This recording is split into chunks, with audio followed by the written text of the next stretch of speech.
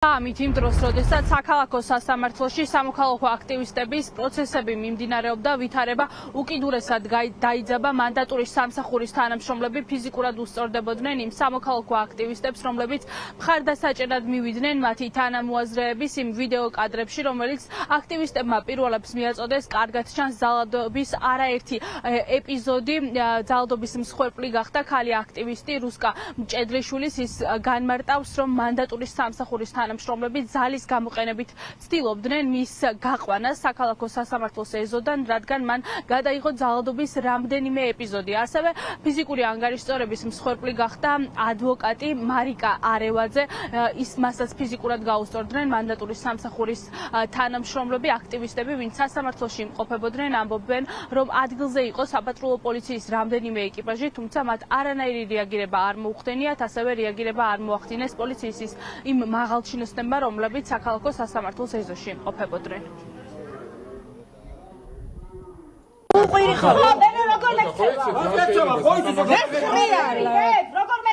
ანუ ახლა მიღებდით მე ტელეფონში რას ვაკეთებდი? არა, მე მაინტერესებს რატო იგზავნა და ამ ადამიანმა რატო აძლევთ თავს ამის უფლებას? არა, გამოძახებული. არ შეიძლება. გაჩერე მეთქი. გახვალ ხა გარეჩო. სად გარე? გახვალ გამო. ეკი ვინ ვერ გავა მაგას განახდა. გამოდე.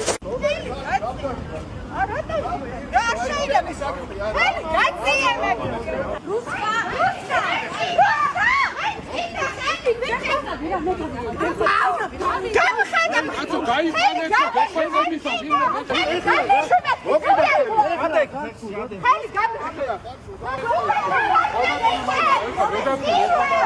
კადრები არსებობს ამ ძალადობის სამსახველი. აქეთ მარცხენა მხარეს მედგა მატიაშვილი, რომელიც აი მაქსიმალური ძალით მიჭერდა ხელზე და ვეხვეწებოდი რომ მტკივა თქო და უფრო მაგრად მიჭერდა, გულის წასვლამდე მტკიოდა ხელი. ეს აწითლებული და ჩალურჯებული ხელი, ანუ ამაზე რეაგირება ვინ უნდა მოახდინოს. ანუ ეს უფრო წითელია თუ ირაკლი დგებუაძის ლოყა იყო მაშინ, როცა მზია ამაღლობელმა თავდაცვის მიზნით მას აფექტის მდგომარეობაში გააწნა სილა. გუშინ მთელი დღისა და ღამის განმავლობაში თბილისის საქალაქო სასამართლოს მანდატურის სამსახურის თანამშრომლები ძალადობდნენ მოქალაქეებზე, ადამიანებზე და მათ შორის ერთი ეპიზოდი იყო ჩემზე ძალადობაც. მანდატურის სამსახური ფიზიკურად შემეხო, მანდატურის სამსახურის თანამშრომელი ფიზიკურად შემეხო, ამას აუცილებლად მოყვება შესაბამისი რეაგირება. ადგილზე გამოძახებული იქნა არაერთხელ საპატრულო პოლიცია, თუმცა არც ერთი ეკიპაჟი არ მოვიდა და გამოძახებაზე რეაგირება არ ჰქონდათ. ღამის 3 საათამდე მიმდინარეობდა საქალაქო სასამართლოში საკრებულოსთან დაკავებული 10 პირის სასამართლო პროცესი. მოსამართლე ცეკვავა ქალი აქტივისტები რამდენიმე დღიან პატიმრობაში გაუშვა, მაგალითად თორნიკე კაპანაძემაც გაუშვა ქალი აქტივისტი იამელი თაური 5 დღიან პატიმრობაში, ცეკვავამ კი ლაშა დგებუაძე გაუშვა 10 დღიან პატიმრობაში. სამოქალაქო აქტივისტები, ვინც ამ ბრალდებით დააკავეს, პოლიციის აღმორჩილებლობის ბრალდებით დააკავეს, ამბობენ, რომ ეს იყო აბსურდული ბრალდება. ასევე უფლებადამცველები განმარტავენ, რომ ის მოწმეები, რომელიც სასამართლო პროცესზე გამოიკითხნენ, ვერც ერთმა ვერ დაადასტურა ის გარემოება, რომ აქტივისტები პოლიციას რაიმე სახის წინააღმდეგობას უწევდნენ. შესაბამისად, უფლებადამცველებიც და სამოქალაქო აქტივისტებიც ფიქრობენ, რომ ეს დაკავებების და სასამართლოების სერია უკავშირდება მხოლოდ და მხოლოდ ერთ მიზანს, რომ მათი პროტესტი როგორმე ჩაახშონ. ჟალვა ბაღდაშვილს ისევე როგორც სხვა ადამიანებს დღეს ედავებოდნენ გამოხატვის თავისუფლების გამო, მათ ყველას ჰქონდა ზედმეტად კაცრად წარდგენილი დამატებითი მუხლები იმისთვის, რათა მათი ესე ვთქვათ ბრალდება დამძიმებულიყო. პოლიციელები ამბობდნენ ის, რომ თითქოს მათ ვინმე წინააღმდეგობა გაუწია, რაც რა თქმა უნდა ესე არ ყოფილა, არანაირი მტკიცებულება არ იყო ამის. ვიდეო ჩანაწერები ვნახეთ, სადაც ადამიანები თვითონ ხდებოდნენ მანქანაში, მაგრამ პოლიციელები მაინც ჯიუტად იძახდნენ იმას, რომ ეს იყო წინააღმდეგობის გაწევა, რაც სრულიად აბსურდია. ეს ყველაფერი მაინც გაიზიარა სასამართლომ. ეს არ იყო მოულოდნელი გადაწყვეტილება, ჩვენ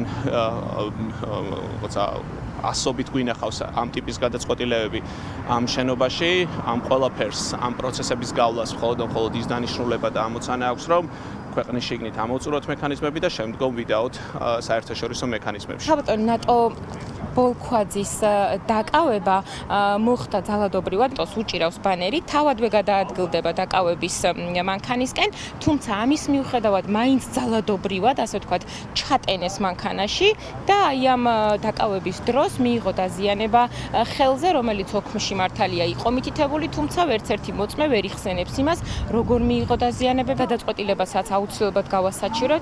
წარმოდგენილი ვიდეო მტკიცებლებებით, მათ შორის მოძმეთა ჩვენებებით, საქმეში არსებული სხვა მტკიცებლებებით არაფერი არ დასტურდება. მათ შორის თვითონ შინაგან საქმეთა სამინისტროს მიერ წარმოდგენილი ვიდეო მტკიცებლებებით დასტურდება, რომ პირველი ეპიზოდზე, რომელიც ედავებიან პარლამენტის მიმდებარე ტერიტორიაზე შეურაცხყოფის მიყენებას, თავიანთი ვიდეო მტკიცებლებით ვერ დადასტურდა, იმიტომ რომ ვიდეოში არ იყო მარიამის მხრიდან რაიმე სახის გინება ლანძღვა. გინდათ რომ მარიამის ბანერი, რომელიც ამბობდნენ, რომ მათ შორის ცურმოძმეები ამბობდნენ, რომ შეურაცხყოფელი ძარზერა იყო, აღმოჩნდა ცარიელი. შესაბამისად, ფაქტობრივად მარიამ მიყანდიშვილი იყო ცარიელი ბანერის გამო დაკავებული.